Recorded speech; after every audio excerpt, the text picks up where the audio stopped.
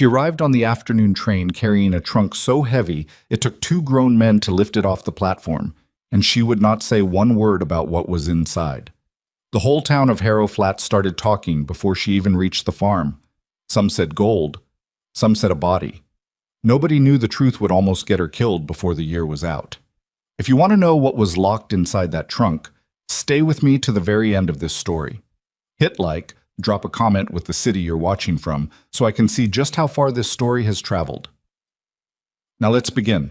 The wind came down off the high plains the way it always did in late October, flat and mean, dragging dust across Silas Rowan's boots as he stood on the platform at Harrow Flats Station. He'd worn his good coat, the gray wool one with the bone buttons his late wife Margaret had sewn back on twice before she died, and he kept tugging at the collar like it didn't fit right anymore. Maybe it didn't.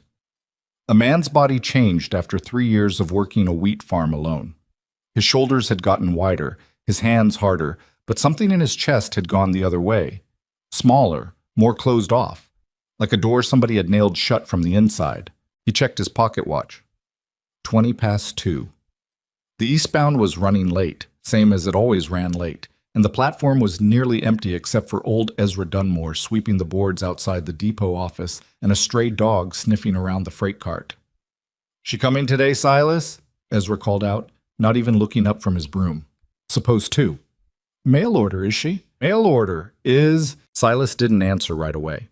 He'd known this question was coming the second he stepped off his wagon that morning, and he'd known it would keep coming over and over from every soul in town for weeks, maybe months. Harrow Flats was the kind of place where a man's business became everybody's business the moment he stopped hiding it, and there was no hiding a wedding. "That's right," he finally said.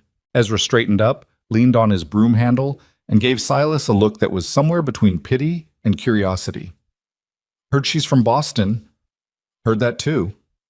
"Long way to come for a man she's never laid eyes on." "Reckon it is." Ezra opened his mouth like he wanted to say more, but the whistle cut through the wind just then, long and low, rolling across the flat brown country, and both men turned toward the bend in the tracks, where a thin gray line of smoke was rising against the sky. Silas felt something tighten low in his stomach. Not nerves exactly. He told himself it wasn't nerves. A man of 34 who'd already buried one wife didn't get nervous over a letter exchange and a photograph that may or may not have actually looked like the woman now arriving. He told himself that 3 more times before the train actually pulled into the station, brakes screaming, steam hissing out from under the cars, and he still didn't believe it. The train stopped. Doors opened. A handful of passengers stepped down. A drummer with a case of sewing machine parts. 2 cattlemen heading north, an older couple visiting their daughter. And then there was a pause long enough that Silas started to wonder if she hadn't come at all, if maybe she'd changed her mind somewhere between Boston and Nebraska, the way these things sometimes happened. Then she stepped down. She wasn't what he expected, though if you'd asked him right then what exactly he had expected, he couldn't have told you. She was tall for a woman, with dark hair pulled back severe and proper under a traveling bonnet, and a face that didn't do what most faces did when meeting a stranger for the first time. It didn't soften, didn't search for reassurance, didn't flicker with nerves. She looked at him the way a person looks at a fence they're about to climb, measuring it, deciding if it would hold her weight. "Mr. Rowan," she said. Not a question. "Miss Mercer." He took his hat off because that's what his mother had raised him to do, and stood there holding it against his chest like a shield. "Evelyn Mercer?" "Yes." "Welcome to Harrow Flats." The words came out stiffer than he meant them to. He cleared his throat. "Train wasn't too rough, I hope." "It was a train," she said, like that answered the question completely, and maybe it did. That was when the 2 railroad men came down the steps behind her, grunting and straining under the weight of something between them. A trunk, but not like any trunk Silas had ever seen. It was the size of a small coffin, iron-bound at every corner, with 3 separate locks running down the front of it like teeth. The men set it down hard on the platform, and the wood groaned under its own weight. "That's—" Silas started. "Mine," Evelyn said. "Yes." He waited for her to say more. She didn't. "That's a lot of trunk for one woman traveling alone," he said, trying to keep his voice light, the way you'd talk about weather or crops. It contains everything I own, she said, and there was something final in the way she said it, a door closing somewhere behind her eyes. I would ask that you not concern yourself with it further, Mr. Rowan. I will explain when I am able. Silas stood there a moment, hat still in his hands, wind picking at the brim. Behind him, he could feel Ezra Dunmore's broom go still, the old man not even pretending not to listen anymore. Down the platform, a couple of women from the dry goods store had stopped their conversation entirely, openly staring now at the strange iron trunk and the strange composed woman standing beside it like a soldier guarding a fort. He could have pressed her. Every instinct in him, every story he'd ever heard about con men and grifters working the frontier, every warning his late father had given him about trusting too easy, told him to press her, right there, right then, before he ever let that trunk onto his property. Instead, he said, "All right." Evelyn blinked. It was the first crack he'd seen in her composure since she stepped off the train. Small, barely there, gone almost as fast as it appeared. "All right? You said you'd explain when you're able. I believe you." He put his hat back on. "Don't suppose you'd believe me if I said the same back, that I am who I said I was in my letters." "I suppose I'll find out," she said. "Suppose you will." For a moment, neither of them spoke. The wind kept moving.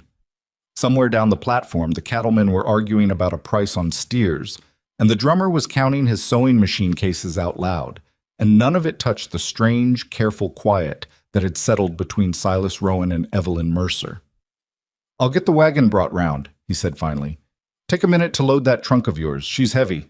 "I'm aware," Evelyn said, and for the first time there was the faintest hint of something almost like humor in her voice. "I carried half the weight of it myself getting it to the station in Boston." Silas looked at her, really looked, for the first time since she'd stepped off the train, and saw something he hadn't expected. Not fear exactly, not deception either, though that's what the whole town would whisper soon enough. What he saw was exhaustion, the kind that didn't come from one long train ride, the kind that came from carrying something, literally and otherwise, for a very long time, with nobody to help shoulder the weight. He didn't know yet what that something was. He only knew, standing there on the platform with the wind cutting through his coat and the strange trunk sitting between them like a locked question, that he wasn't going to ask. Not yet. Maybe not for a long time. It took him and one of the railroad men nearly 15 minutes to wrestle the trunk into the bed of his wagon, and by the time they'd lashed it down with rope, sweat had soaked clean through the back of Silas's shirt despite the cold. Evelyn sat up on the bench seat the whole time, hands folded in her lap, watching the operation with the same composed face she'd worn since stepping off the train, though Silas noticed, because he'd started noticing things about her already, which surprised him, that her eyes never left the trunk. Not once. Like she expected someone to make off with it the second her attention wandered. "You want to ride in the back with it?" he asked, only half joking, as he climbed up onto the bench beside her. "No," she said. "I trust your knots, Mr. Rowan." "You don't even know if I know how to tie a knot. You're a wheat farmer who's run his own operation for 3 years without help, according to your letters. I'd wager you know how to tie a knot." He glanced at her sideways as he took up the reins. "You remember that, from the letters." "I remember most things," she said simply, and there was no boast in it, just fact, the way a person states their height or the color of their eyes.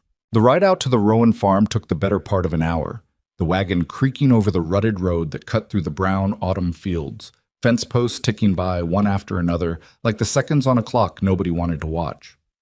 Silas kept the conversation light, told her about the weather, about the wheat harvest that had come in middling that year, about his neighbor to the north, a German immigrant named Hofstadter, who raised the finest hogs in 3 counties and complained about it constantly. Evelyn answered when answered to, asked a few questions about the land, the soil, the markets in the nearest big town.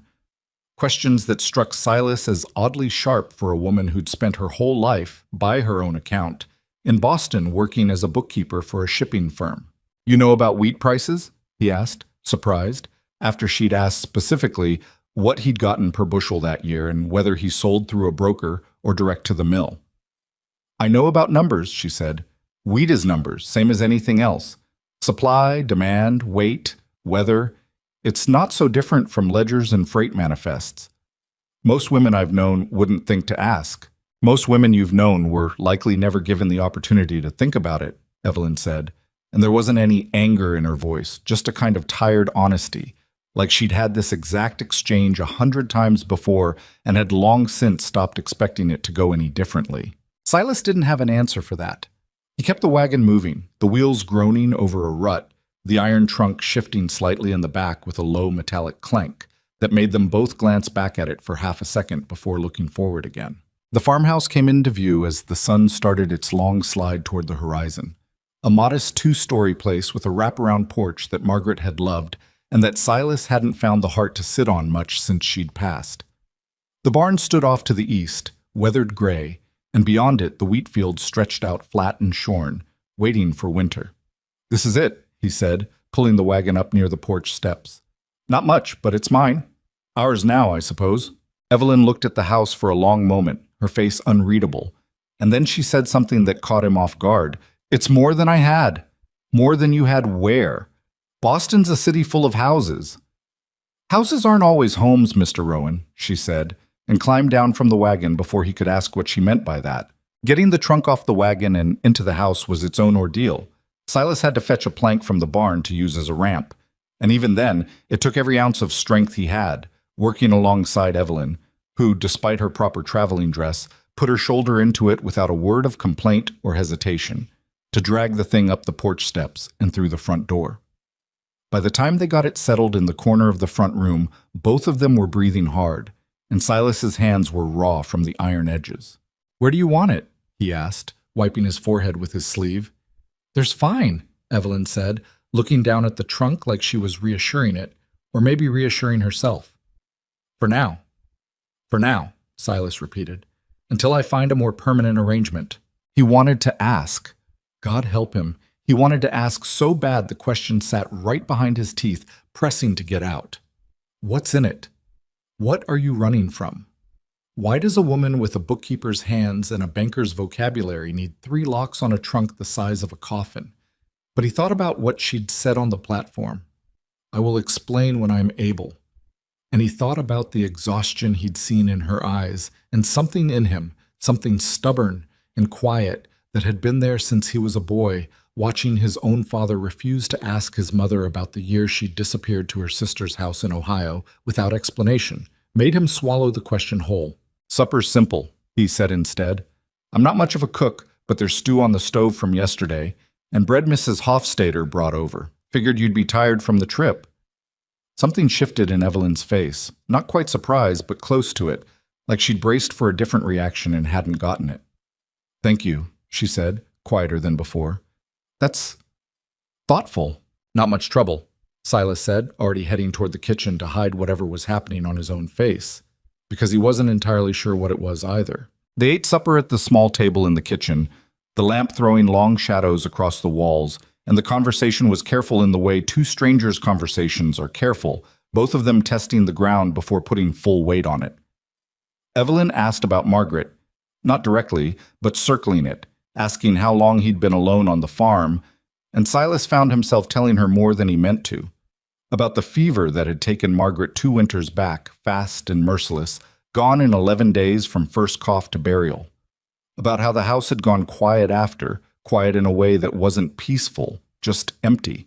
About how he'd written to the matrimonial agency in Omaha, not because he was over it exactly, but because a farm needed 2 hands and a house needed a voice in it besides his own, echoing back at him off the walls. "I'm sorry," Evelyn said when he finished, and it didn't sound like the empty condolence people offered out of obligation.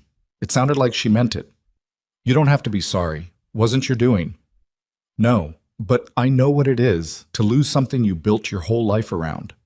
She said it carefully, like she was choosing each word from a very small, very guarded selection, and then she stopped, like she'd already said more than she intended. Silas waited. When she didn't continue, he didn't push. "Well," he said instead, standing to clear the bowls, "I'll show you the room. It was Margaret's sewing room before, but I moved a bed in there last month. Figured you'd want your own space, leastways until—" He stopped himself, feeling his ears go hot. "Until we're more accustomed to each other, Evelyn finished for him, and there was no judgment in it, just a practical acknowledgement of the arrangement they'd both agreed to in their letters, the slow and careful kind of marriage that mail-order brides and the men who sent for them understood without needing to discuss it outright. "Right," Silas said. "That." He showed her to the room, small and plain, with a quilt Margaret had made years back folded at the foot of the bed, and left her to settle in while he went out to check the horses and lock up the barn for the night. The cold had deepened with the dark, the kind of cold that bit through wool and settled into a man's bones, and Silas stood for a moment in the barn doorway looking back at the house, at the single-lit window where Evelyn's shadow moved behind the curtain, unpacking what little she'd brought besides the trunk. He thought about the trunk sitting in his front room, locked 3 times over, heavier than any honest collection of dresses and hairbrushes had a right to be. He thought about the careful way she'd guarded it, the way her eyes had tracked it the entire ride out, the way she'd said it contains everything I own, like that explained anything at all. And he thought, standing there in the cold with his breath fogging in front of him, that he had just made a decision back at that train station, a decision to trust a stranger's silence over his own neighbor's suspicions, and he had no earthly idea yet what that decision was going to cost him, or what it was going to give him back in return. The whispers started before Evelyn had even finished her first cup of coffee the next morning. It began, as these things always did in a town like Harrow Flats, with Mrs. Petra Voss, who ran the dry goods store and considered the gathering and redistribution of other people's business to be a kind of civic duty. She'd been on the platform the day before, one of the women who'd stopped mid-conversation to stare at the strange iron trunk, and by sunrise she'd told no fewer than 6 people, embellishing a little more with each telling, until the story circulating through Harrow Flats bore only a passing resemblance to what had actually happened. "A trunk the size of a hearse," she told the widow Calloway over the counter. 3 locks on it. The poor railroad men like to break their backs getting it down. "What's inside, do you suppose?" the widow Calloway asked, leaning in. "Well, I don't like to speculate," Mrs. Voss said, in the tone of a woman who speculated constantly and was about to do so again. "But a trunk that size, locked up that tight, carried halfway across the country by a woman traveling alone? You don't bring something like that unless you've got something to hide." By midday, the speculation had taken on a life of its own. Some folks at the feed store reckoned it was money. Stolen money, maybe. Or money she'd swindled off some poor fool back east. Others, more dramatically inclined, whispered it might be something worse. A body, even, though nobody quite explained how a body would survive a week-long train journey without somebody noticing the smell. The blacksmith's apprentice, a boy of 17 with more imagination than sense, suggested she might be hiding a fortune in stolen jewels. And though most folks laughed at him, more than a few found themselves wondering, late at night, if the boy hadn't stumbled onto something. Silas heard the first version of it 2 days later, when he rode into town for supplies and ran into Hofstadter outside the feed store. "Heard your new bride's got quite the secret in that trunk of hers," Hofstadter said, not unkindly, but with the particular gleam in his eye that meant he was fishing for confirmation. "Heard wrong, probably," Silas said, tying off his horse. "Don't know what's in it myself." Hofstadter's eyebrows went up so fast they nearly disappeared into his hairline. "You don't know? Silas, you let a strange woman into your house with a locked trunk the size of a coffin, and you don't know what's inside." "That's right." "And you're not curious?" "Of course I'm curious." Silas hefted a sack of flour onto his shoulder, more to have something to do with his hands than because it needed doing right then. Curious and entitled to know aren't the same thing, Carl. Most men would say a husband's entitled to know what his wife's hiding. Most men would say a lot of things. Silas met his neighbor's eyes steady. "She told me she'd explain when she was able. I believe her." "That's a generous kind of trust for a woman you've known 3 days." "Maybe," Silas said. "Or maybe it's the only kind of trust worth having. The kind you give before you've got proof you're right to give it." Hofstadter studied him a long moment, then shook his head slow, like he couldn't quite decide if his neighbor was a fool or the wisest man in the county. "Well, I hope you're right about her, Silas, for your sake. Town's already talking plenty, and talk like that's got a way of turning ugly if it don't get answered." Silas didn't say anything to that, because there wasn't anything to say that wouldn't sound like he was arguing with the truth of it. The talk was already turning. He'd felt it the moment he rode into town that morning, the way conversations dropped half a register when he passed, the way Mrs. Voss watched him through her shop window, with an expression that was equal parts curiosity and judgment, like she was waiting for him to confirm whatever story she'd already half convinced herself was true. He loaded the rest of his supplies in silence, nodded his goodbyes, and rode back out to the farm with the wind picking up behind him, carrying the first hard bite of the coming winter. Evelyn, for her part, was not blind to the whispers.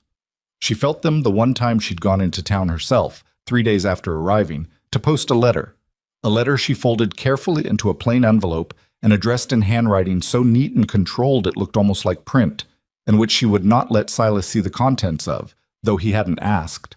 The post office was run by a thin, nervous man named Otis Greel, who took her letter and her coin with hands that fumbled slightly, his eyes flicking up to her face and away again like he was trying to memorize her features for later discussion. Outside on the boardwalk, 2 women stopped talking entirely as she passed, and one of them, Evelyn didn't catch her name, made no effort to lower her voice as she murmured to her companion, "That's her. That's the one with the trunk." Evelyn kept walking, her spine straight, her chin level, the way she'd learned to walk through rooms full of men who didn't believe a woman could read a balance sheet, the way she'd learned to walk past whispers in Boston that had been far crueler and far more dangerous than anything this small prairie town could conjure. But that night, back at the farm, after supper had been cleared and Silas had gone out to check on a sick mare in the barn, she sat alone at the kitchen table with her hands folded in front of her and allowed herself, for just a moment, to feel the full weight of what she'd left behind and what she still might lose. The trunk sat in the front room exactly where they'd set it 3 nights before. She could see the edge of it through the doorway from where she sat, iron corners catching the lamplight.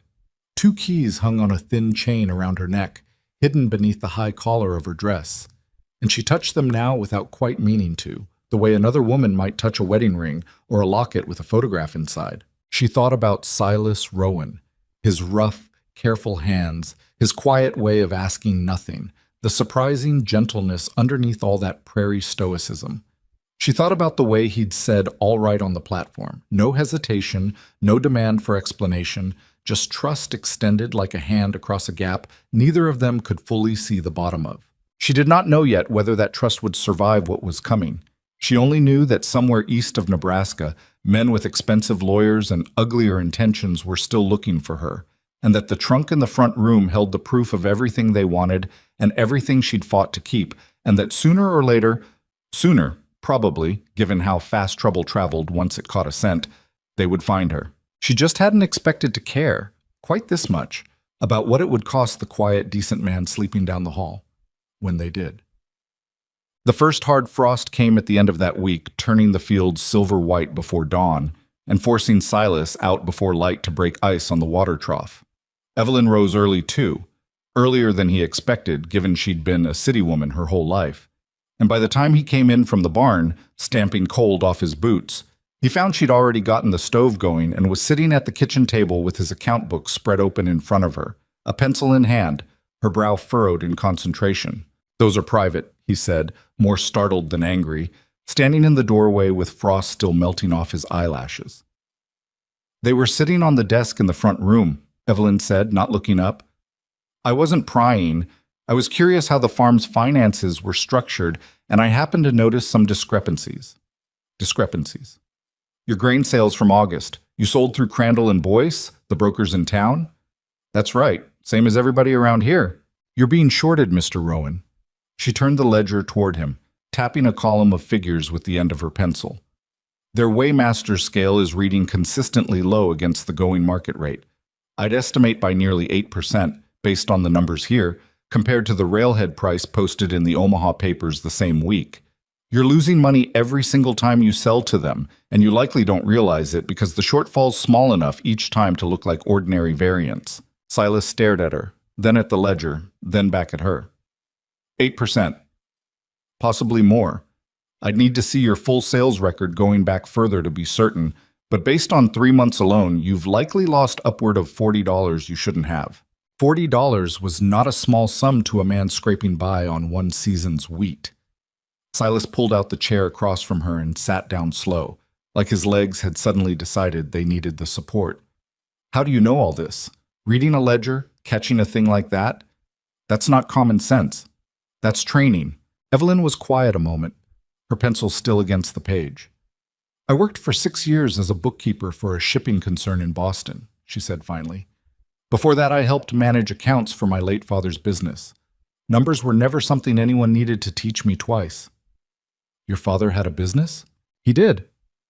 Something closed in her face again, the same shutter that came down whenever the conversation edged too close to whatever she was carrying. It's not relevant to your wheat broker, Mr. Rowan. Silas, he said, if you're going to catch men cheating me out of $40 before breakfast, you might as well call me Silas. That earned him something close to a smile. The first real one he'd seen from her, small and quick and gone almost before it landed, but real. Silas, then. And what should I call you, besides Miss Mercer, since we are, in fact, married now? Evelyn will do. Evelyn. He tried the name out like it was a new tool testing its weight. Well, Evelyn, what do you propose I do about Crandall and Boyce? And that was how it started. Not with declarations or grand gestures, but with a ledger spread open on a kitchen table and a woman whose mind moved through numbers the way other people moved through familiar rooms, finding the doors that didn't quite hang straight, the locks that didn't quite catch. Over the following weeks, as the frost deepened into true winter and snow began piling against the fence lines, Evelyn reorganized Silas's entire system of accounts, separating seed costs from equipment repairs, tracking the real cost per acre against what the land actually yielded, building a simple ledger structure that let him see, for the first time in 3 years of farming alone, exactly where his money went and exactly where it was being taken from him. She confronted Crandall and Boyce herself. In fact, on a bitter January morning, walking into their grain office in town with a leather folder of figures under her arm, while Silas stood half a step behind her, more for moral support than anything, because it became clear within about 90 seconds that Evelyn Mercer Rowan needed no help defending her arithmetic. Your scale's been reading low against posted railhead prices for at least 4 months, she told the two brokers, laying the figures out on their own desk with the precision of a woman laying out a winning hand of cards. I've cross-referenced against the Omaha Exchange postings for the same dates. The pattern is consistent and it is not in my husband's favor. Crandall, a heavy-set man with a mustache gone yellow from pipe smoke, gave a short laugh that didn't quite reach his eyes. Ma'am, with respect, weighing grain's not exactly women's business. 8%, Mr. Crandall, Evelyn said, cutting through him like a blade through soft bread. Compounded across every farmer in this county who sells through your office, that's a considerable sum accumulating somewhere that isn't in their pockets. I'd be very curious to know where it's accumulating instead. Would you like me to ask the county assessor to take a look at your scales calibration records? Or would you prefer to adjust my husband's account today and recalibrate quietly before anyone else thinks to check? The silence that followed stretched long enough that Silas found himself holding his breath. Boyce, the quieter of the two partners, finally cleared his throat and said, low, "We'll adjust the account, ma'am. No need to involve the assessor." They walked out of that office with $43.20 owed to them in writing, and Silas didn't say a word until they were halfway back to the wagon, at which point he stopped, turned to her, and said, "Remind me never to cross you over a column of figures." "I'd advise the same to anyone," Evelyn said, but there was real warmth in it now, something looser than the careful composure she'd worn since stepping off the train. And Silas felt something shift in his chest watching her. Not quite the same thing he'd felt for Margaret. Nothing could ever be quite the same as that. But something real, all the same. Something growing in the space where grief had been living alone for 2 long winters. Word got around town fast, the way it always did. Within a week, half the farmers in the county were asking Silas, sheepish and hopeful, whether his wife might take a look at their own accounts. Evelyn obliged a handful of them, quietly, for small fees that started adding up to real money by February, money she insisted on putting straight into the farm's accounts, into seed and equipment and a new roof for the barn that had been threatening to cave for 2 winters running. But even as her reputation in Harrow Flats began to shift, from the strange woman with the locked trunk to the sharp-eyed woman who'd caught Crandall and Boyce cheating half the county, the whispers about the trunk itself never fully died.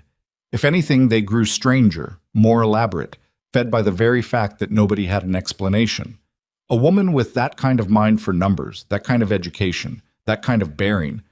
What was she doing married off to a wheat farmer through a matrimonial agency? What was she running from that required hiding behind 3 locks and a husband who refused to ask? Mrs. Voss, never one to let a good mystery starve for lack of feeding, took to suggesting, quietly, to anyone who'd listen, that perhaps Mrs. Rowan had embezzled from her employer back east, and the trunk held the proof, or the money itself, smuggled west ahead of the law. Why else would a woman with her gifts need to flee Boston for a sod and timber wheat farm in Nebraska? She asked the widow Calloway one Sunday after church, the two of them watching Evelyn from a careful distance as she walked beside Silas toward their wagon. A woman like that could work in any bank in the country if her circumstances were honest. The widow Calloway, who'd taken something of a liking to Evelyn after she'd helped untangle a confusing dispute over her late husband's land deed, only said, "Or maybe she's exactly what she says she is, Petra, a woman who wanted a fresh start." With a coffin-sized trunk and 3 locks? Maybe especially with a coffin-sized trunk and 3 locks, the widow said, and walked off toward her own wagon before Mrs. Voss could formulate a response.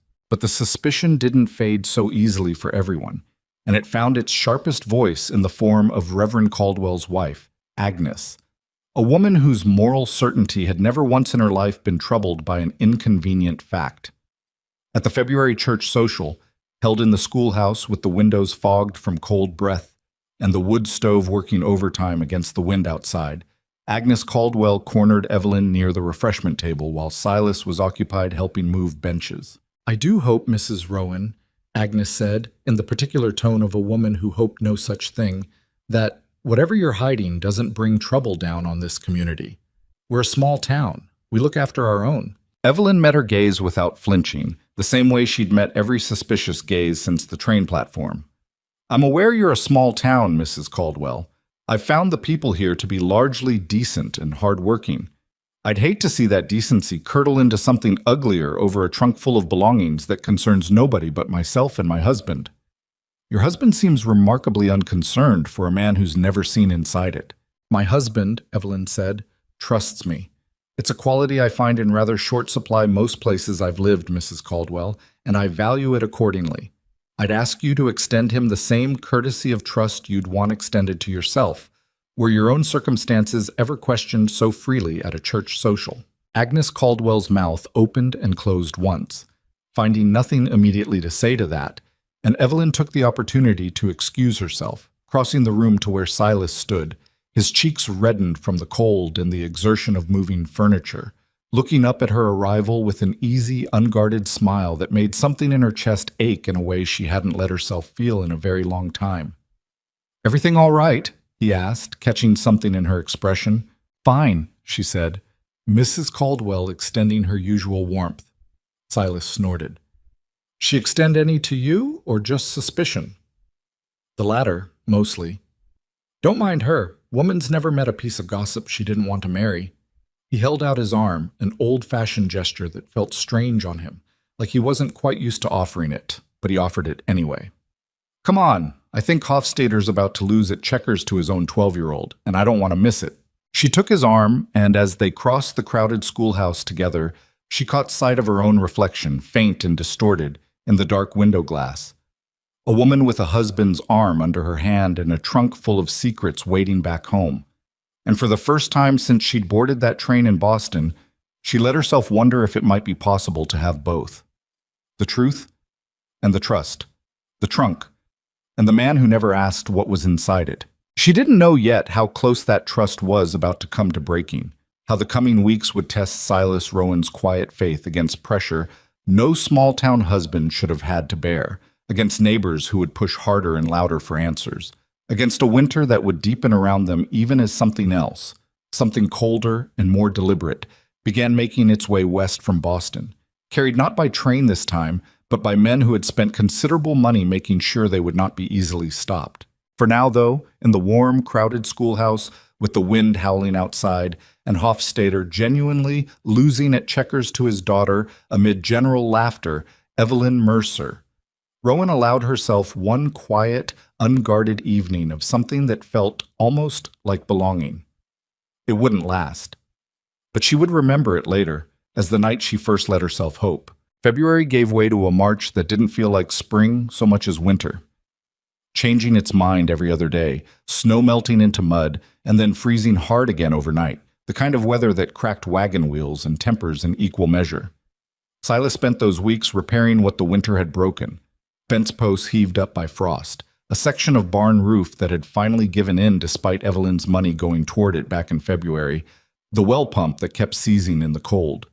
He came in most nights with his hands cracked and bleeding at the knuckles, and more nights than not, he'd find Evelyn waiting up with a basin of warm water and a jar of the salve she'd started making herself after watching him wince through 3 weeks of cracked skin. "You don't have to wait up," he told her one night, sitting at the kitchen table while she worked the salve into his hands with more gentleness than her brisk manner usually let show. "I'm aware," she said, not looking up from his hands. "I do it anyway." "Why's that?" She paused just for a second, her thumb pressed against a split knuckle. "Because nobody waited up for me, where I came from, not for a long while. I find I don't mind doing it for somebody who deserves it." Silas didn't say anything to that. He'd learned over the winter that the surest way to get Evelyn talking was to not push, to let her circle close to the truth in her own time, and then retreat from it when she wasn't ready. And he'd learned to live with that retreat without resentment, even when it cost him. It cost him plenty, some nights, lying awake listening to her moving around in the front room long after he'd gone to bed, the soft clink of the trunk's locks being checked, the floorboard that always creaked when she paced past it. He never went down to ask what kept her up. He told himself that was its own kind of gift he could give her, the not asking, even on the nights it ate at him worse than hunger. By April, the ground had thawed enough for planting, and the work on the Rowan farm shifted into the kind of relentless, sun-up to sundown labor that left no room for much conversation beyond the practical. But even buried under planting season, Evelyn kept at the ledgers in whatever hours she could steal, and what she built over that spring went well beyond catching a crooked grain scale. She drew up a full accounting of every dollar the farm spent and made, cross-referenced against 3 years of records Silas had kept in scattered notebooks and the backs of old letters, and what she found, laid out plain on paper, left Silas sitting at the kitchen table one evening with his jaw tight and his fork forgotten halfway to his mouth. 3 years, he said slowly, reading down the column she'd built. 3 years I've been bleeding money to that feed supplier in Ogallala and never once noticed. You noticed you were struggling, Evelyn said. You just didn't have the tools to see exactly where the struggle was coming from. That's not a failing, Silas. Most men out here keep their books the same way, bare minimum, no real structure, hoping the totals work out at the end of the season. You're not unusual, you're just not equipped the way I happen to be equipped. Well, I'm grateful for the equipping. He set the ledger down and looked at her across the table, the lamp throwing soft light over the sharp planes of her face, and felt something he still hadn't quite found the words for, even months into the marriage. Farms never run this clean, never run this close to profit, this early in a season. It'll run cleaner still once harvest comes in, and we can renegotiate your storage contract with the grain elevator. I've been looking at their rates. They're charging you nearly double what Hofstadter pays for the same service, and I don't believe that's coincidence. Silas let out a short laugh, more disbelief than humor. You've been looking at Hofstadter's storage contract? He showed me when I asked. Men around here have gotten remarkably willing to show me their books, once word got around what I found with Crandall and Boyce. A small, satisfied curve touched her mouth. It seems my reputation has shifted from suspicious trunk-carrying stranger to, and I quote the widow Calloway directly, the smartest woman this county has seen in a generation. High praise from the widow. I thought so too. He reached across the table then, an instinct more than a decision, and covered her hand with his, rough palm against the smoother skin of her fingers, the gesture clumsy and a little uncertain, the way most things between them still were after a winter of careful proximity. Evelyn went still for a moment, but she didn't pull away. Whatever's in that trunk, he said, low, I hope you know it doesn't change what I think of you.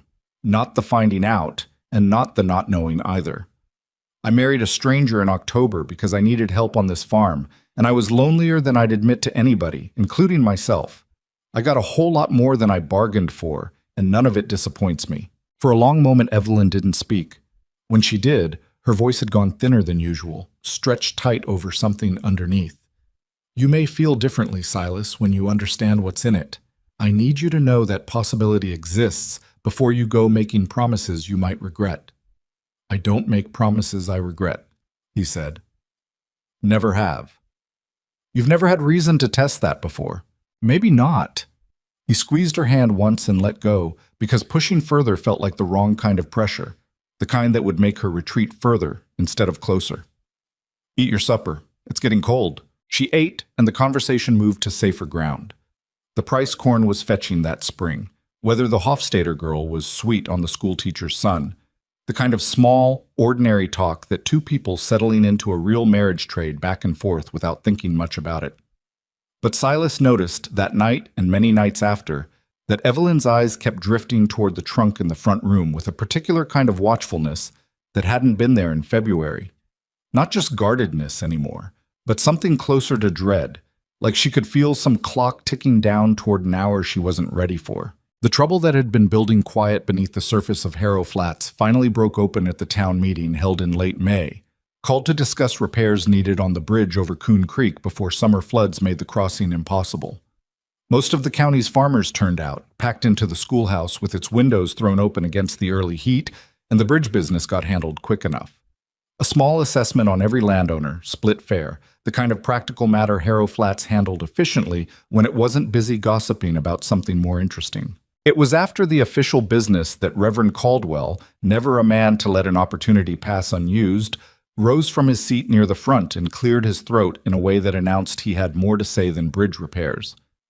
Before we adjourn, he said, I think there's a matter some of us have been reluctant to raise out of Christian charity, but which I believe has gone on long enough that charity alone won't serve us anymore. Silas felt his stomach drop before the man even said another word. Beside him, Evelyn went very still, her hands folding tight in her lap. I speak, of course, of the matter of Mrs. Rowan's trunk, Caldwell continued, and a low murmur moved through the room, half the faces turning toward where Silas and Evelyn sat near the back. Now, I don't say this to cast aspersions on a woman who has, by all accounts, done a great deal of good for this community's farmers and their finances. But we are a small town, and small towns survive on trust between neighbors, and I think it's fair to ask, has anyone here actually confirmed that Mrs. Rowan is who she claims to be? That what she's carrying isn't stolen property, or worse, something that might bring trouble we're not prepared for, right down on this community's head? That's a hell of a thing to say in front of a man's wife, Silas said, standing before he'd fully decided to, his chair scraping loud against the floorboards. I mean no disrespect to either of you, Silas. Caldwell held up both hands, the picture of reasonable concern. I only say what half this room's been whispering for 7 months and hasn't had the nerve to say to your face. A trunk with 3 locks, never opened, never explained. A woman who shows up out of nowhere with bookkeeping skills sharp enough to catch professional grain brokers cheating, which, forgive me, is not the typical resume of an ordinary mail-order bride. Don't you think this community is owed some explanation, given how thoroughly Mrs. Rowan has inserted herself into half our financial affairs? I think this community is owed the same courtesy it'd want extended to itself, Silas shot back, his voice carrying hard across the room now.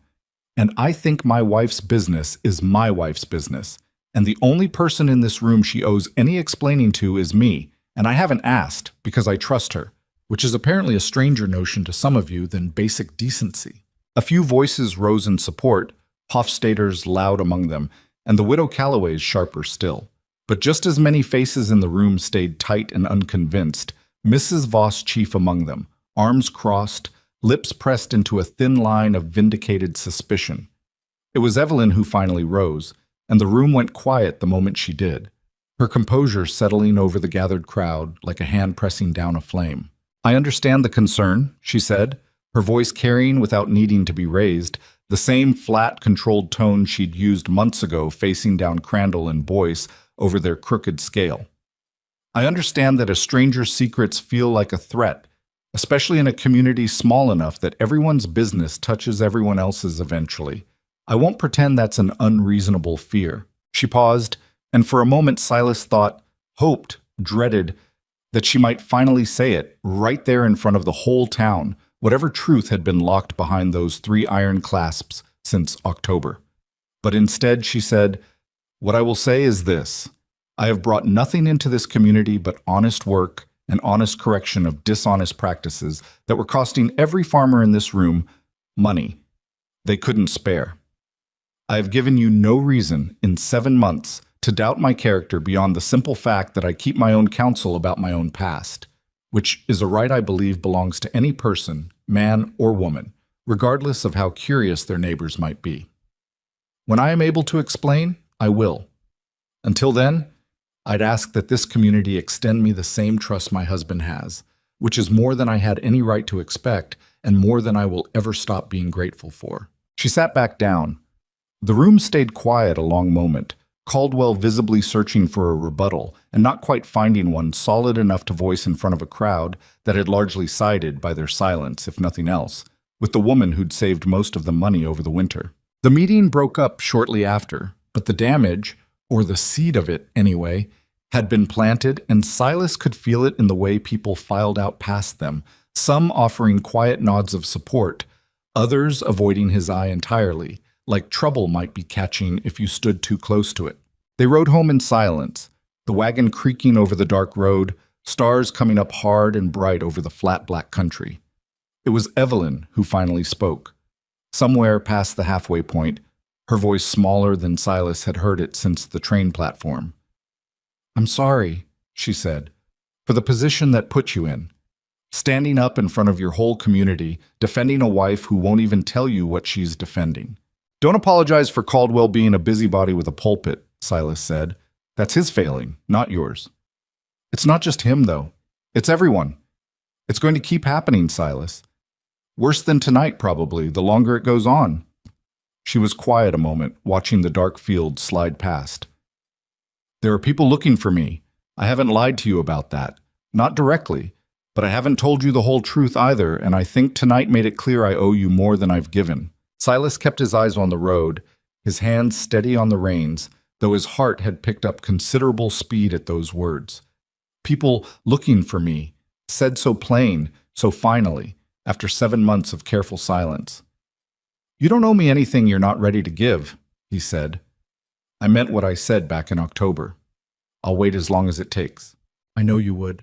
She turned to look at him, and even in the dim starlight he could see something fierce and frightened both moving behind her eyes. "That's precisely why I can't let you keep waiting in the dark, not after tonight. You stood up for me in front of people who think you're a fool for trusting me. You deserve better than blind faith, Silas.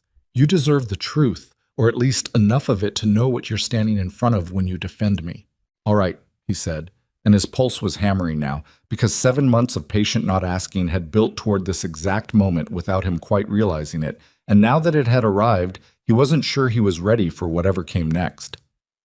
"Whenever you're ready, tonight, tomorrow, next year. I'm not going anywhere." But the truth, when it finally came, didn't arrive on Evelyn's schedule at all. It arrived 3 weeks later, on a hot, still morning at the end of June, in the form of a man none of them had ever seen before. Riding a horse too fine for Harrow Flats, wearing a suit too clean for prairie dust, carrying a leather satchel that he held against his chest, the way a man holds something he's been paid handsomely to protect. Silas was out in the east field checking the wheat, the heads just beginning to go from green toward gold, when he saw the rider coming up the long road toward the house, moving with the unhurried confidence of a man who'd been somewhere important and expected to be somewhere important again soon. Something about the sight of him, the cut of his coat, the way he sat his horse, utterly out of place against the rough fence lines and sun-browned grass, sent a cold thread of warning straight down Silas's spine, and he found himself moving toward the house at something close to a run before he'd consciously decided to. He reached the porch just as the rider was dismounting, and from the kitchen window he could see Evelyn's face go the color of old paper, her hand gripping the counter edge so hard her knuckles had turned white. "Mrs. Evelyn Mercer," the rider said, removing his hat with exaggerated courtesy as Silas came up the porch steps, his eyes flicking briefly to Silas before returning to the door where Evelyn now stood, frozen, half a step behind the threshold. "Or I suppose it's Mrs. Rowan now, isn't it? Word travels, even out here, once a person knows where to look." "Who in hell are you?" Silas said, planting himself between the stranger and his own front door without conscious decision. "And what business do you have on my land?" The man smiled, thin and unhurried. The smile of someone who dealt with angry husbands before and found them more amusing than threatening. Forgive me. Thomas Aldridge of Aldridge and Foster, attorneys at law, out of Boston. He reached into the satchel and produced a folded set of papers, holding them out not to Silas, but past him, toward Evelyn, who hadn't moved, hadn't spoken, her whole body gone rigid as old timber. I've come a considerable distance, Mrs. Rowan, to deliver these personally, and to inform you that the matter you believe settled has, in fact, not been settled at all. My clients are prepared to pursue this through every legal means available, in every territory you choose to hide in, for as long as it takes. I'd strongly advise you read these papers carefully and consider your position before this gets considerably more public and considerably more expensive than either of us would prefer. Evelyn finally moved, stepping forward to take the papers with a hand that trembled despite every effort Silas could see to keep it steady. She unfolded them right there on the porch, her eyes moving fast down the page, and whatever she read there drained the last of the color from her face entirely. "This is impossible," she said, low, almost to herself. "The court in Massachusetts ruled—" "The court's ruling is precisely what's under appeal, Mrs. Rowan," Aldridge said smoothly. "My clients have considerable resources and considerable patience, and I should add considerable reason to believe the original judgment was reached on incomplete information. You may want to retain counsel of your own out here, though I confess I doubt you'll find anyone in this county equipped to handle a case of this complexity." Silas had heard enough. "I don't know what's going on here, mister, but you've delivered your papers, and now you can get the hell off my land before I decide delivering papers wasn't all you came here intending to do." Aldridge's smile thinned further, but he inclined his head, unbothered, already turning back toward his horse. "I'll be staying at the hotel in town through the week, should Mrs. Rowan wish to discuss terms before this proceeds further. I'd encourage prompt consideration.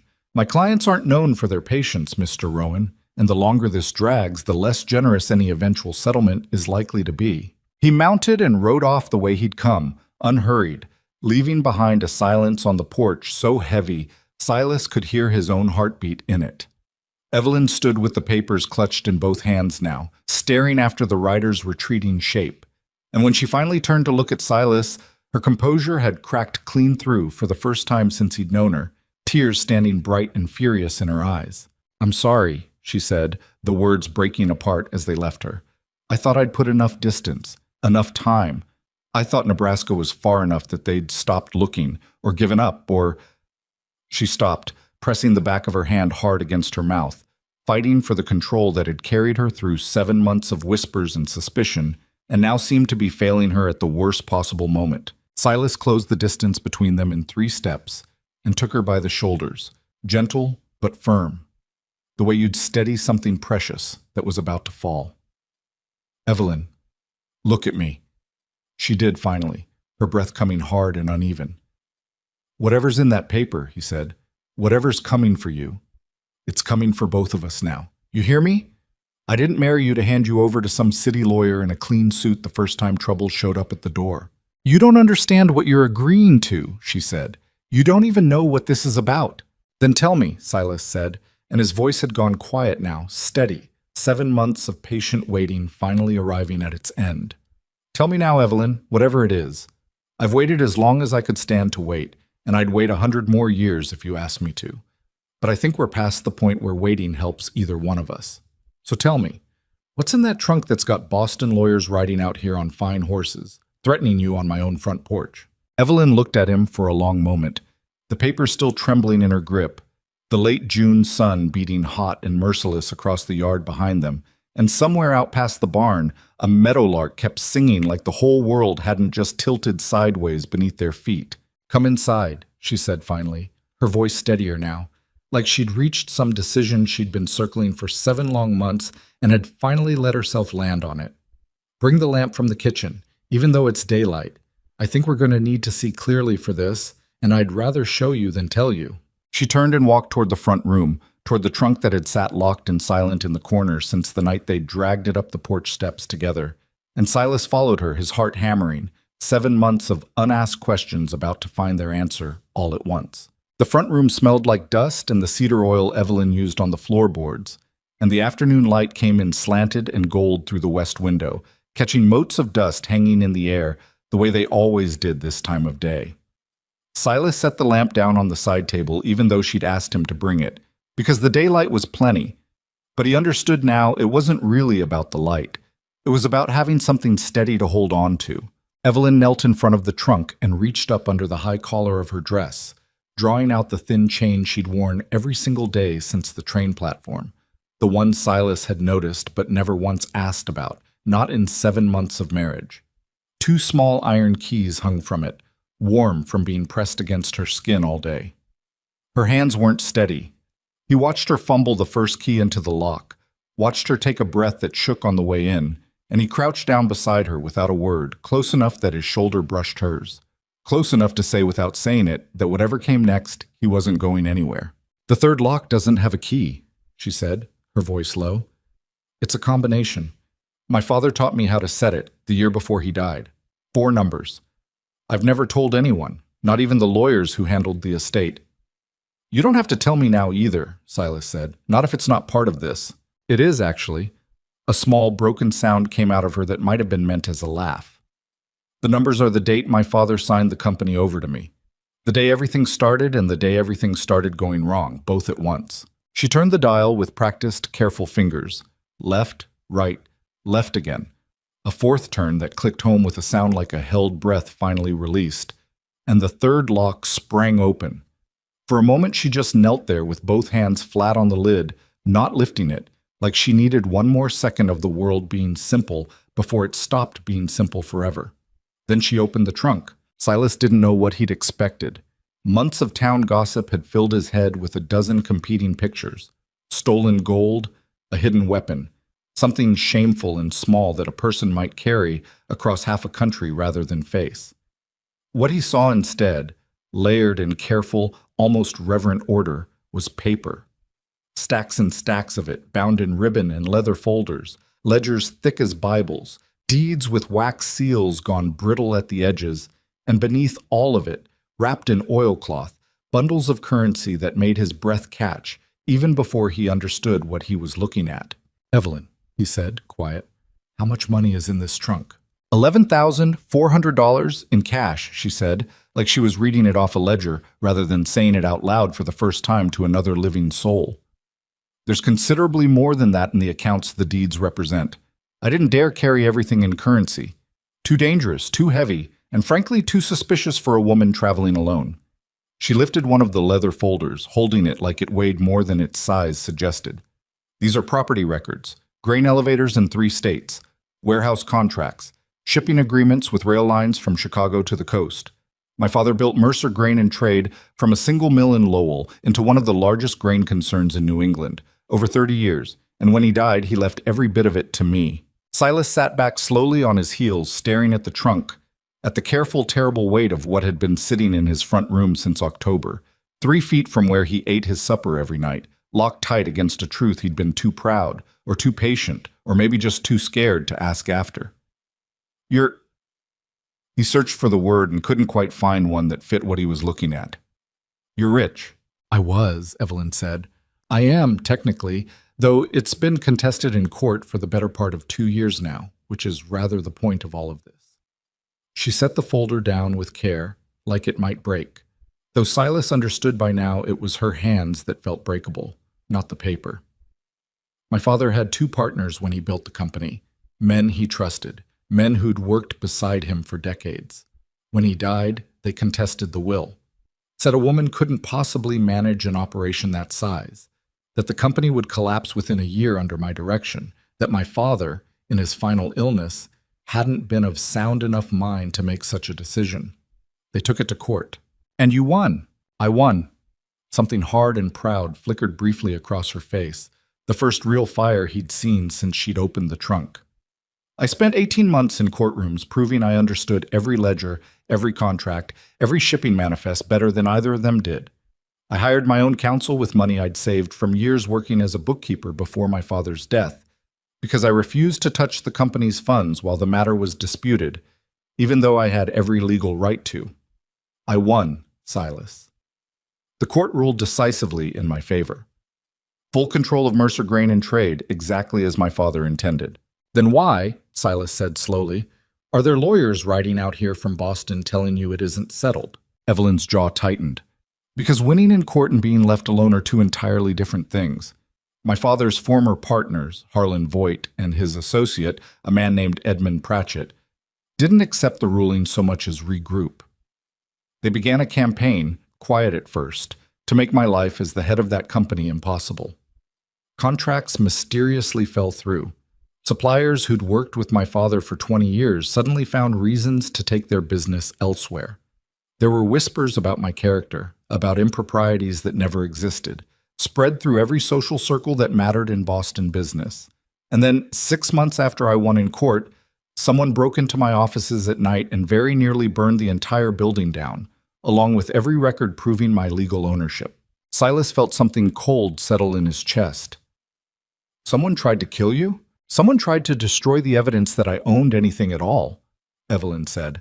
Whether they intended to harm me as well, I never determined for certain, though I have my suspicions. I wasn't in the building when it happened, which I've never decided was luck or design on their part. But I understood that night, watching the fire from across the street, that I could keep fighting them in courtrooms forever, and they would keep finding new grounds to contest, new accusations to manufacture, new fires to set. Because men like Voigt and Pratchett don't accept losing. They simply change the terms of the fight until they win, or until the other person gives up. So you ran. I gathered everything that proved my ownership. Every deed, every contract, every dollar I could carry without drawing suspicion. And I left. She looked at him then, steady despite the tears still standing in her eyes. Not because I was guilty of anything, Silas. Not because I'd done a single dishonest thing in my entire life. I left because I was tired. Tired of fighting men who had unlimited money and no scruples about how they spent it. Tired of being the only thing standing between a dead man's wishes and two living men's greed. Tired of wondering every single night whether the next fire would catch me in it. I answered an advertisement for a mail-order bride in a Nebraska newspaper because it was about as far from Boston in every sense as a woman like me could get. I told myself I'd settle quietly, build a different kind of life, and let the company's affairs resolve themselves however they resolved, even if that meant losing everything my father built. But you brought the proof of ownership with you, Silas said. All of it. You didn't really intend to let it go. A faint, exhausted smile touched her mouth. No. I suppose I didn't. I told myself I was protecting the evidence in case I needed it someday. I think, if I'm honest, some part of me never stopped fighting, even when I told everyone, including myself, that I had. Silas reached into the trunk then, careful, and lifted one of the bundled stacks of currency, more money sitting in his 2 hands than he'd ever held at once in his entire life, more than 3 good wheat harvests would bring him. He looked at it for a long moment, weighing it, and then he set it back down in the trunk exactly where it had been, like it had burned him slightly to hold it. Silas, Evelyn said, watching him carefully. Say something. He was quiet a moment longer, his eyes moving over the trunk's contents. The money, the deeds, the proof of an empire that could change both their lives entirely if she chose to claim it. And then back to her face, to the tears still standing unshed in her eyes, to the exhaustion carved deep into the lines around her mouth that had nothing to do with farm work and everything to do with 2 years of fighting a war alone. Are you all right? He asked. Evelyn blinked, like the question had come from a direction she hadn't expected, hadn't braced for at all. What? Are you all right? He said again, quieter this time. Not the money, not the lawyers, not the court, not any of it. You, Evelyn. After everything you just told me, the fire, the running, 2 years of fighting men who tried to burn you alive over a piece of paper, are you all right?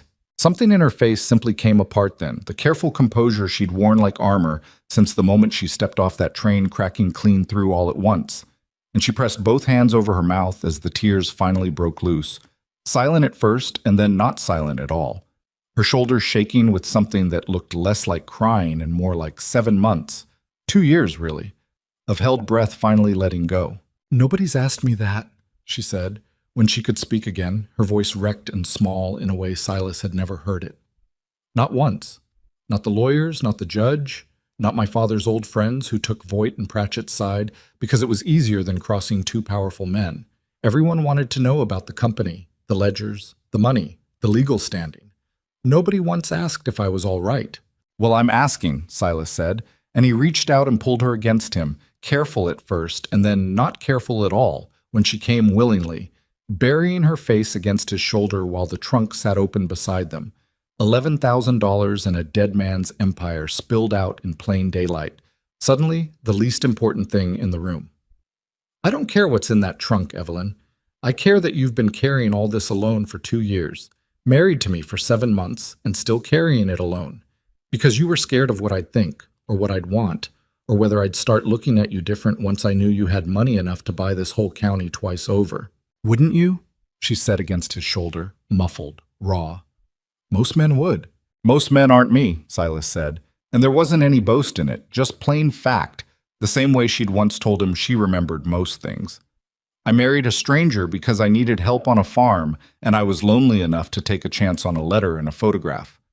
What I got instead was a wife who taught herself my whole life's worth of struggling in one winter and fixed half of it before spring, who stood up in front of a room full of suspicious neighbors and never once flinched, who waited up nights to put salve on my hands without ever once asking for the same care back. I don't need your money, Evelyn. I never married you for it, and I don't want it now, knowing what it cost you. What I need is for you to stop carrying this alone, because you've got a husband now, whether you fully believe it yet or not, and husbands carry things too." She pulled back enough to look at him, her face blotched and wet and stripped of every careful defense she'd built over 2 years of fighting alone. And for the first time since the train platform, Silas saw her completely. Not the composed bookkeeper, not the suspicious stranger with the locked trunk, not the sharp-eyed woman who'd caught Crandall and Boyce cheating half the county, but just Evelyn, tired and frightened and finally let down from the weight she'd been holding up by herself. "There's more," she said. "I haven't told you everything." "Then tell me everything," Silas said. "We've got daylight left." So she did. She told him about Thomas Aldridge, the lawyer who'd ridden onto their land that morning, and how she recognized the name from her father's old business correspondence. Aldridge had once represented Mercer Grain and trade itself, years before he'd apparently sold his loyalty to whoever paid better, which meant Voight and Pratchett had not only found her but had hired someone who knew the company's history intimately enough to be dangerous. She told him the appeal Aldridge had referenced was almost certainly built on manufactured evidence, falsified letters, perhaps, or paid testimony claiming her father had been incompetent in his final months, the same tactic Voight had tried and failed with 2 years earlier, now dressed up in new clothes and filed in a new court that hadn't yet heard the original case's full record. "They want me to either fight them again, which costs money and time and risks everything all over, or settle quietly, which means signing away my father's company for whatever price they decide is generous," she said. "Either way, they win something. That's how men like Voight operate. They never stop. They just keep raising the cost of victory until the other person can't afford to keep paying it." "What happens if you ignore it?" "Stay out here, stay quiet, let them have Boston." "They'll keep coming," Evelyn said simply. Aldridge made that plain enough on the porch. "They have resources I don't have access to anymore, not while I'm hiding instead of fighting. And resources have a way of finding people eventually, no matter how far west they run. I thought I could outrun it by disappearing. I understand now that was never going to work. I was only delaying the moment they caught up, and today they caught up." Silas was quiet a long moment, looking at the trunk, at the deeds and the money and the proof of a fight that had nearly killed her once already. And something settled in him then, hard and certain, the same kind of certainty he'd felt standing on that train platform 8 months ago, choosing not to ask about a locked trunk. "Then we fight," he said. Evelyn looked at him like he'd spoken in a language she didn't fully understand. "Silas, you don't know what you'd be taking on. These are powerful men. They burned a building down rather than let me keep what was legally mine. They'll spend money we don't have, hire lawyers we can't match, drag this through courts for years if that's what it takes."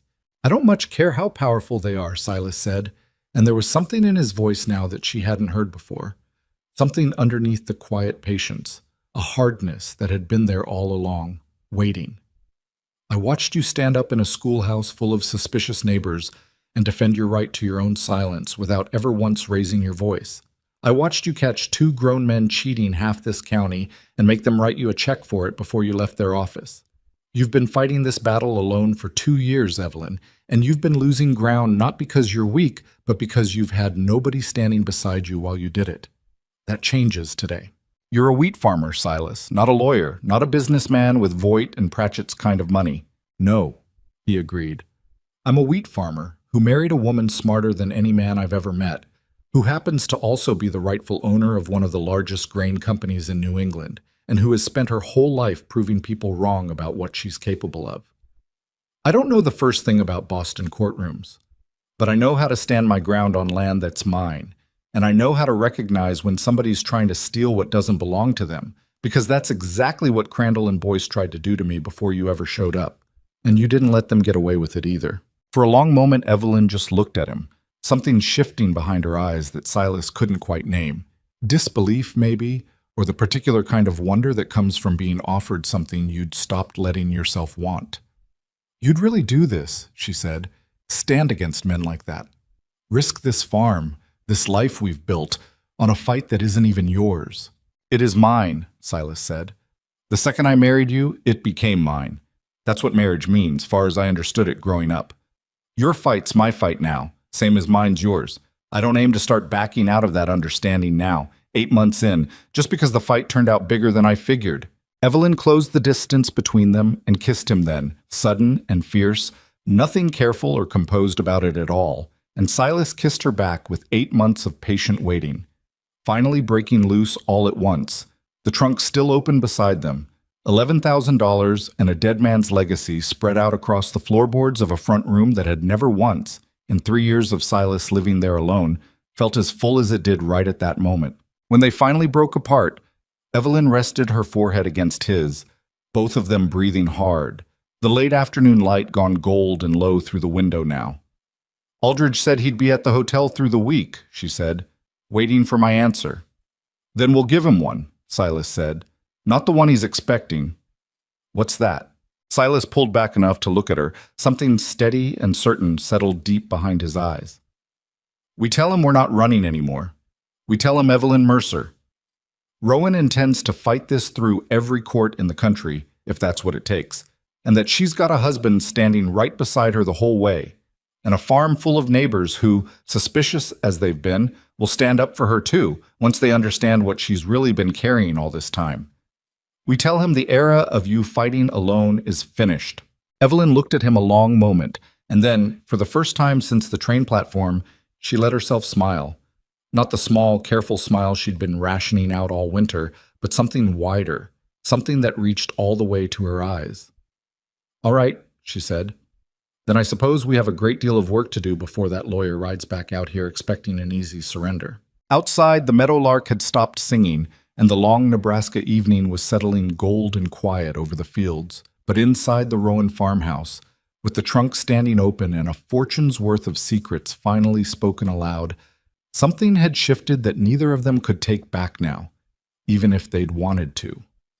The fight that had chased Evelyn Mercer halfway across the country had finally caught up with her, and for the first time in 2 long years, she wasn't going to face it alone. They rode into town the next morning before the heat had fully settled over the road. Evelyn dressed in her sharpest traveling clothes, the leather folder of deeds and contracts held tight against her chest, the way another woman might carry a baby through dangerous country. Silas drove the wagon with his good coat on, the same one he'd worn to meet her at the train station 8 months back, and neither of them said much on the ride, both of them rehearsing in their heads what was coming. Thomas Aldridge was finishing his breakfast on the hotel veranda when they arrived, looking entirely unsurprised to see them, like he'd expected this exact visit and had simply been waiting for it over coffee. Mrs. Rowan? He rose, dabbing at his mouth with a napkin, his eyes flicking to Silas with mild curiosity. And Mr. Rowan, too. I confess I expected you might send word rather than come yourselves, but I suppose directness has its merits. We're not here to discuss terms, Evelyn said, standing straight-backed in the morning light, the folder still clutched against her. We're here to tell you that I intend to fight the appeal, fully, through whatever courts your clients choose to drag this into. I won't be settling, and I won't be intimidated off my own land or my father's company by men too cowardly to face me honestly. Aldridge's mouth twitched, something between amusement and irritation. Mrs. Rowan, I'd encourage you to think carefully before committing to a protracted legal battle. My clients have resources that— Your clients burned down a building rather than let a court ruling stand, Evelyn cut in, her voice flat and hard. I'm well aware of what they're capable of, Mr. Aldridge. I'm equally aware that you, personally, once drew up contracts for my father when he trusted you, before you decided Voight and Pratchett's money was worth more than whatever loyalty you owed the family that built your early career. I'd think carefully myself, if I were you, about whether you want your name attached to what comes next. Something flickered across the lawyer's face. Not quite fear, but a recalculation, the look of a man realizing the woman across from him knew considerably more about his own history than he'd accounted for. That's a serious accusation. It's a documented fact, Evelyn said. I have correspondence between you and my father going back 6 years. I'd be curious whether your current clients know just how much of their case strategy you built using knowledge you gained representing the very company you're now trying to dismantle. Courts tend to take a dim view of that sort of conflict, Mr. Aldridge, regardless of which side ultimately wins the larger matter. Aldridge was quiet a moment, recalculating fast behind careful eyes. What exactly do you want, Mrs. Rowan? I want this taken to county court here in Nebraska, where I currently reside and where my legal standing as a married woman gives me protections your clients may not have accounted for, Evelyn said. I want every piece of fabricated evidence your clients intend to use examined under oath, with my own counsel present, and I want it on the public record so that every business associate Voight and Pratchett have ever dealt with understands exactly what kind of men they are. I'm done running, Mr. Aldridge. I'm done hiding in Nebraska hoping you'll lose interest. Tell your clients that. She turned and walked back toward the wagon without waiting for a response, and Silas, after a long moment holding Aldridge's gaze with nothing more than quiet, immovable resolve, followed her, leaving the lawyer standing on the veranda with his coffee going cold, and his careful composure looking, for the first time, genuinely rattled. The weeks that followed tested both of them in ways neither had fully prepared for. Evelyn wrote letters, dozens of them, to her father's old associates in Boston who'd never fully sided with Voight and Pratchett, to a young attorney named Walter Guinness who'd represented small farmers and shopkeepers around the territory and had a reputation for being too stubborn to scare off, to the county judge's clerk requesting the earliest possible hearing date. Silas, for his part, did something Evelyn hadn't expected at all. He went around to every farmer in the county Evelyn had helped over the winter, the ones whose books she'd straightened out, whose crooked brokers she'd exposed, and asked them plain and simple whether they'd be willing to speak on her behalf if it came to that. Nearly every one of them said yes. She found Hofstadter $80 he didn't know he was owed, one farmer told Silas on his porch. Damn right I'll stand up for her in front of any judge in this territory. Even Reverend Caldwell, when Silas rode out to make the same ask of him, not without considerable reluctance, found himself unable to refuse outright, though he hedged it with enough qualifiers about Christian duty and reserved judgment that Silas left without much confidence the man would actually show. You didn't have to ask him, Evelyn said that evening, when Silas told her how it went. After what he said at the meeting. Wasn't asking for myself, Silas said. Was asking because the more decent folk standing behind you when this goes to court, the harder it is for Voight's lawyers to paint you as some kind of stranger nobody really knows.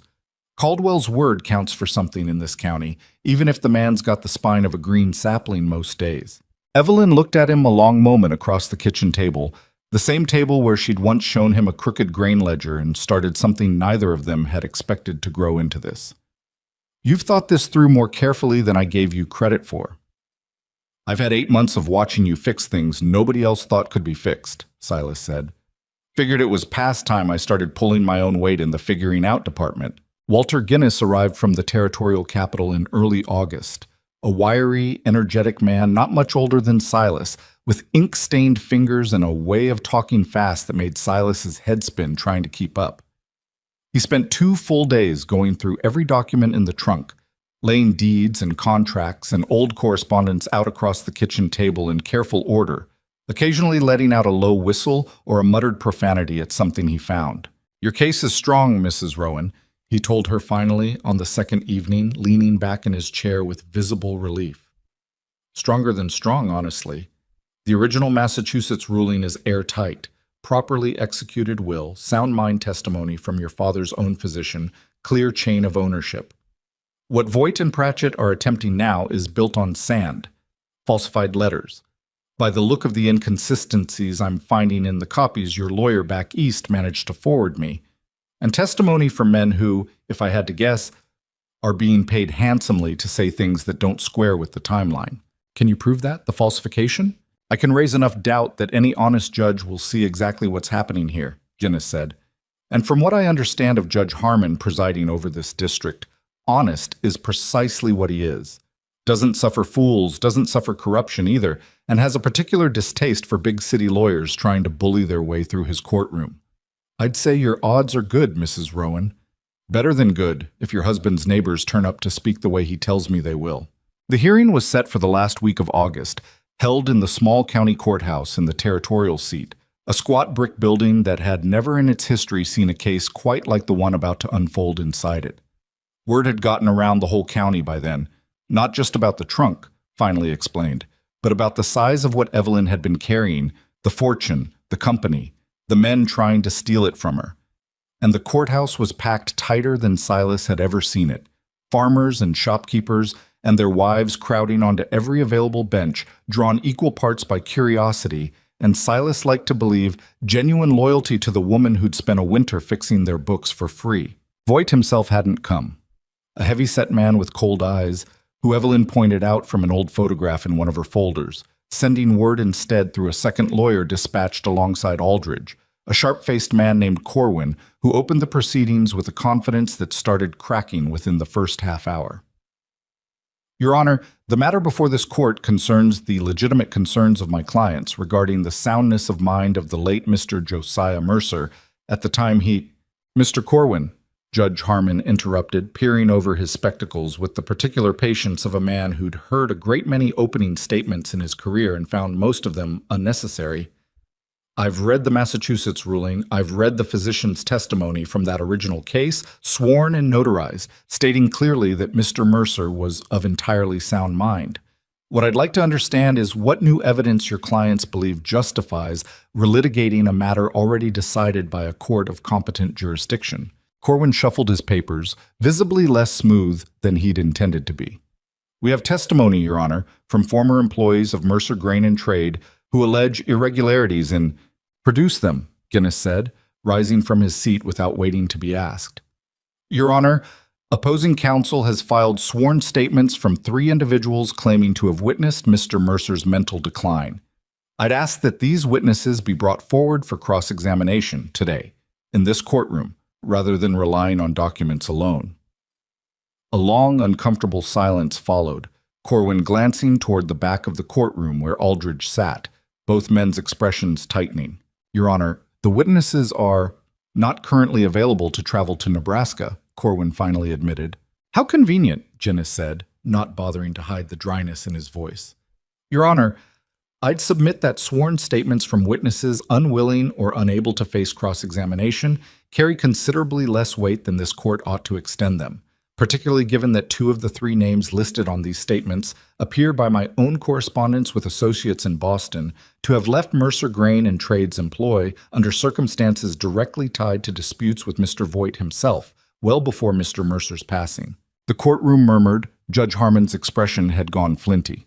There's more, Your Honor, Evelyn said, rising before Guinness could continue, and though it wasn't strictly her place to speak without being called, something in her bearing made the judge incline his head, granting permission. I have in my possession correspondence between Mr. Aldridge, seated in this courtroom, and my father dated several years prior to his death, in which Mr. Aldridge represented Mercer Grain and Trade in matters of considerable confidentiality. I would ask the court to consider whether it's appropriate for Mr. Aldridge to now represent the very men attempting to seize that same company, using knowledge gained while bound by obligation to my father's interests. The room went dead quiet. Aldridge's face had gone the color of old paper, the same shade Silas remembered from the porch.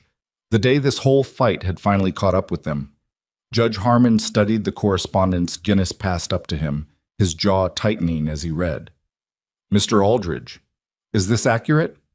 Your Honor, My prior representation was years removed from the current matter and entirely unrelated. That's not what I asked you, Mr. Aldridge. The judge's voice had gone hard now, the patient courtroom manner stripped away entirely. I asked if it's accurate that you previously represented this company in confidential matters. A long pause. Yes, Your Honor. Then I'd suggest you reconsider your current position in this proceeding before I refer the matter to the Territorial Bar Association for review. Harmon set the correspondence down and looked out over the packed courtroom, at the rows of farmers and shopkeepers who'd come to stand witness to whatever happened here. And then finally at Evelyn, standing straight back beside her husband, the woman the whole county had spent 8 months whispering about, finally standing in open daylight with nothing left hidden. I've reviewed the original Massachusetts ruling, the testimony presented today, and the considerable irregularities in the evidence opposing counsel has attempted to introduce, Judge Harmon said. I find no credible basis to disturb the original judgment. Mrs. Evelyn Mercer Rowan's ownership of Mercer Grain and Trade, in full, stands as originally ruled. Furthermore, given the pattern of conduct described in this courtroom today, the falsified testimony, the conflict of interest, and, frankly, Mr. Corwin, the prior incident involving a fire at the company's offices, which I understand local authorities in Boston never satisfactorily resolved. I'll be forwarding the full record of these proceedings to both the Territorial and Massachusetts Bar Associations, along with a recommendation that the matter of that fire be reopened with considerably more scrutiny toward Mr. Voigt and Mr. Pratchett than it apparently received the first time around. The gavel came down, sharp and final, and the courtroom erupted into noise, farmers turning to clap each other on the shoulder, the widow Calloway openly weeping with what looked like vindicated joy, Hofstadter letting out a whoop that earned him a stern look from the judge even as the man himself was clearly fighting a smile. Corwin gathered his papers with the particular haste of a man eager to be anywhere else, and Aldridge slipped out a side door before anyone could corner him with further questions. His career, by the look on his face, considerably less certain than it had been that morning. Evelyn stood frozen for a moment amid the celebration, like she couldn't quite let herself believe it was over. And then Silas was there, pulling her into his arms, right there in the middle of the crowded courtroom, not caring one bit who was watching. "It's done," he said against her hair. "It's actually done. It's done," she repeated, like she needed to say it herself to make it real. And then she was laughing, a real laugh, the kind he'd never once heard from her in 8 months of careful composure, tears running down her face that had nothing to do with sorrow at all.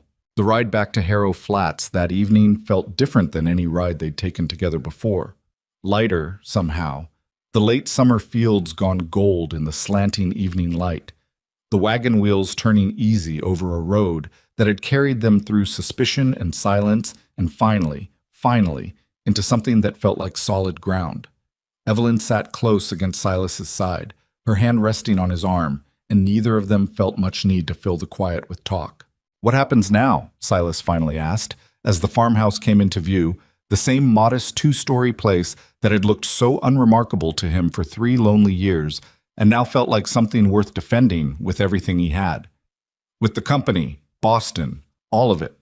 I'll need to travel back eventually," Evelyn said. "Settle matters properly, appoint someone trustworthy to manage daily operations since I have no intention of leaving Nebraska, or you, to run a grain company 3 states away." She glanced at him, something soft and certain in her expression. "But that's a matter for later. Tonight, I'd rather just go home. Home." Silas turned the word over, the way she'd said it so easily, so naturally, like it had stopped being a question somewhere in the last 8 months without either of them quite marking the day it happened. When they pulled up to the house, the trunk was still sitting where they'd left it that morning, locked again out of old habit, though Silas suspected that habit wouldn't last much longer. Evelyn knelt in front of it one more time, but instead of opening it, she simply rested her palm flat against the lid, the way you might rest a hand on something that had served its purpose and earned a rest. "I think it's time this came out of the corner," she said. "Don't you?" "Where do you want it?" "Somewhere it doesn't have to hide anymore," she said. And Silas, looking at her in the lamplight, her face open and unguarded in a way he'd been waiting 8 long months to see, understood she wasn't only talking about the trunk. They didn't move it that night.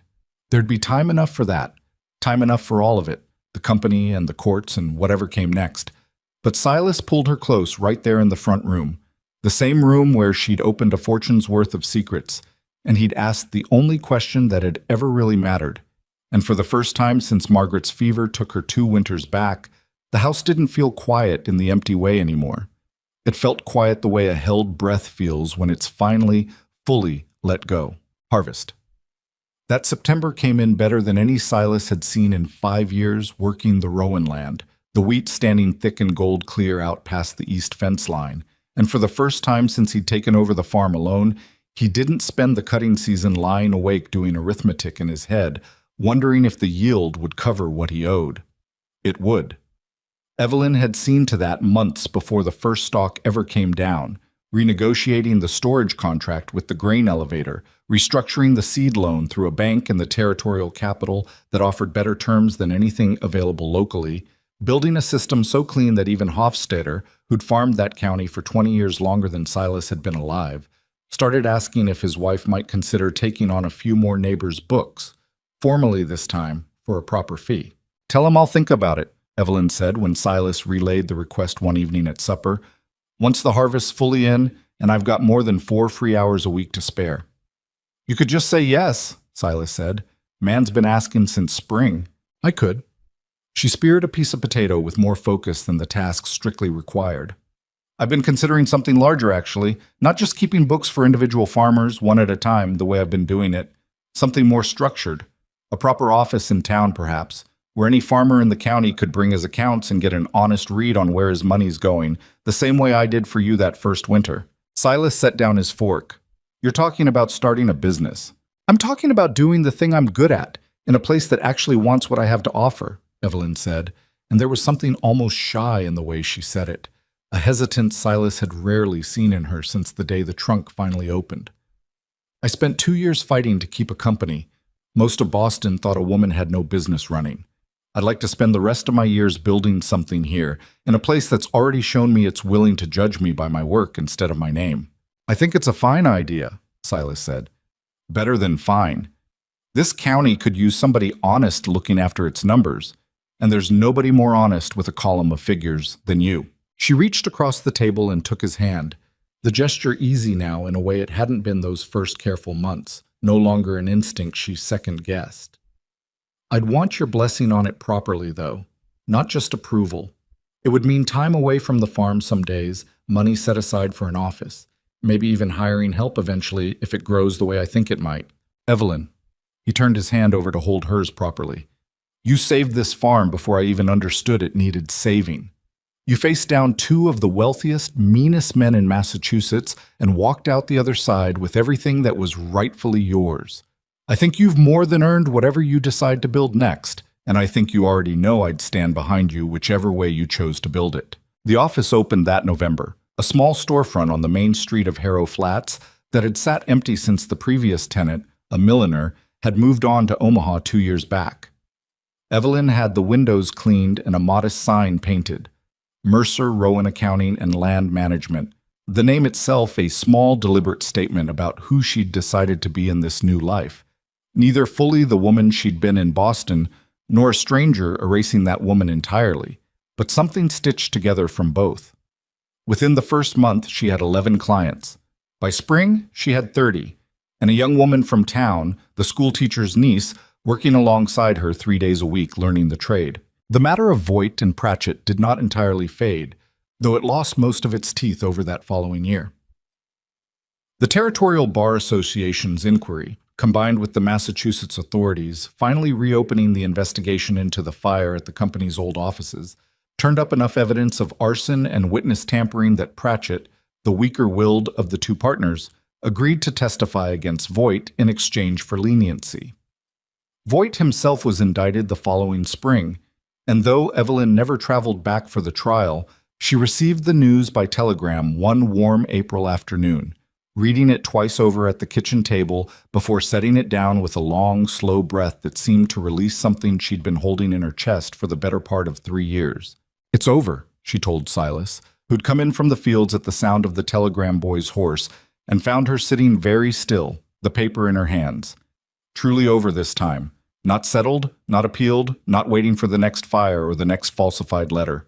Over.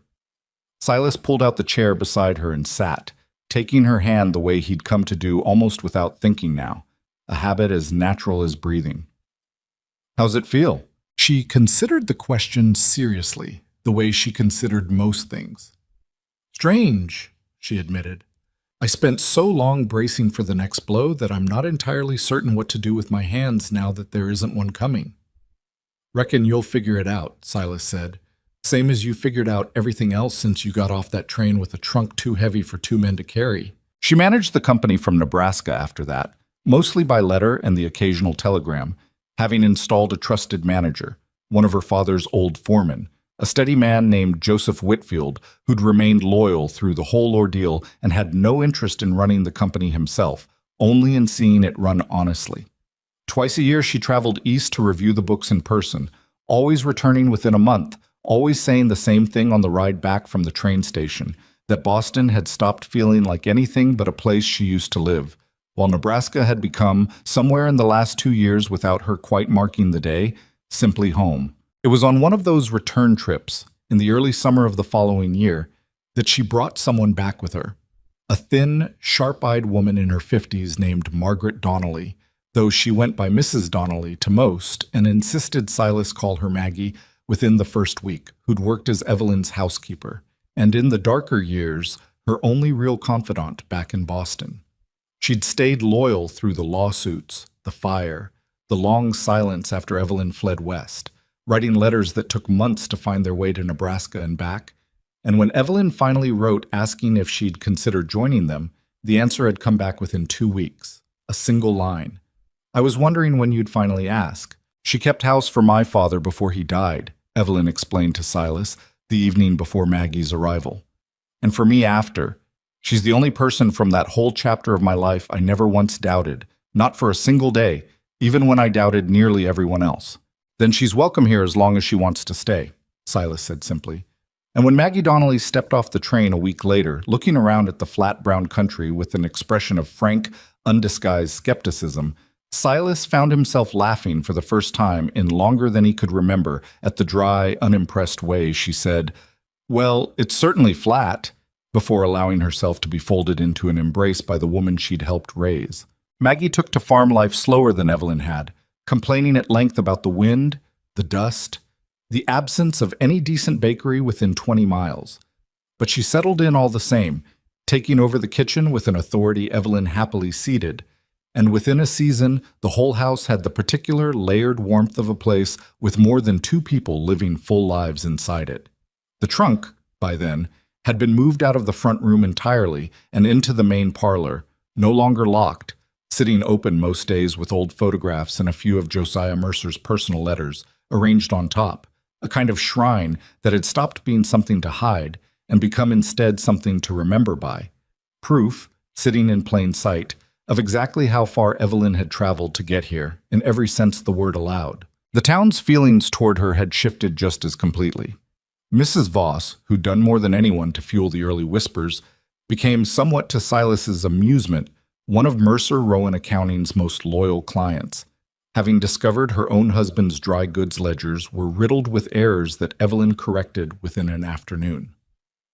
The widow Calloway told the story so often at church socials, the woman with the mysterious trunk, the lawyers on fine horses, the courtroom where justice finally, properly arrived, that by the following autumn it had taken on the polished shape of local legend, repeated to newcomers as proof that Harrow Flats was the kind of town where things worked out right, even when they took the long way getting there. Even Reverend Caldwell, a full year after standing up at that town meeting to question whether the community was owed an explanation, found himself, in a sermon delivered the following spring, speaking at some length about the dangers of judging strangers before understanding their burdens.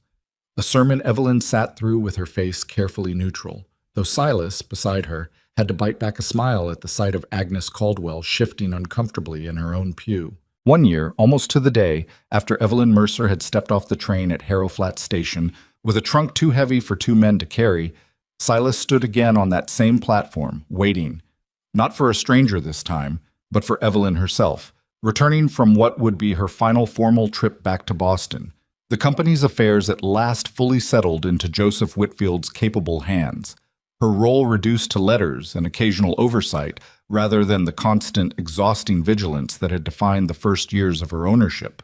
The whistle sounded the same way it had that October afternoon, long and low across the flat country, and Silas found himself smiling at the memory of how nervous he'd been then, tugging at the collar of a coat that didn't quite fit, bracing himself for a stranger he'd agreed to marry on the strength of a few letters and a photograph that hadn't quite captured her properly at all. She stepped down from the train carrying nothing heavier than a single traveling case, and when she saw him waiting, her whole face opened into the kind of unguarded smile that had become ordinary between them now, no longer the rare, hard-won thing it had been that first winter.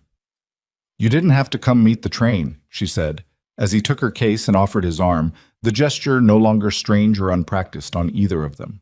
"Wanted to," Silas said. "Seemed right, somehow. Coming back to where it all started." They walked toward the wagon together, past Ezra Dunmore, still sweeping the same platform boards a year later, who looked up at them with a knowing kind of smile and said, "Evening, Mrs. Rowan. Heard good things about that new office of yours." "Thank you, Ezra," Evelyn said, and meant it, the way she'd come to mean most things she said in this town now, without the careful guardedness that had once colored every word.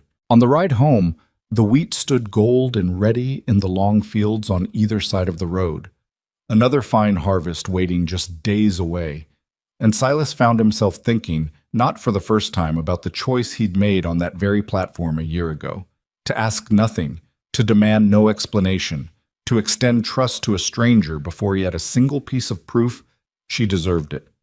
It had been, he understood now, the most important decision of his entire life. More important even than the choice to write that first letter to the matrimonial agency in a moment of lonely desperation 2 winters after Margaret's death. Trust given freely, before it's earned, was a strange kind of gift. The kind that could break a man entirely if he gave it to the wrong person, but the kind that, given to the right one, built something sturdier than anything built out of demanded proof ever could. He'd learned, watching Evelyn fight her way through courtrooms and falsified evidence and men who thought money could buy any outcome they wanted, that the world was full of people who confused control with love, who believed that knowing everything about a person, owning every secret, was the same thing as truly caring for them. He'd learned the opposite was closer to true, that sometimes the deepest kind of love wasn't in the asking, but in the patient, deliberate choice not to ask, in letting another person's trust arrive on its own time, in its own way, rather than demanding it be handed over as the price of your affection. "What are you thinking about?"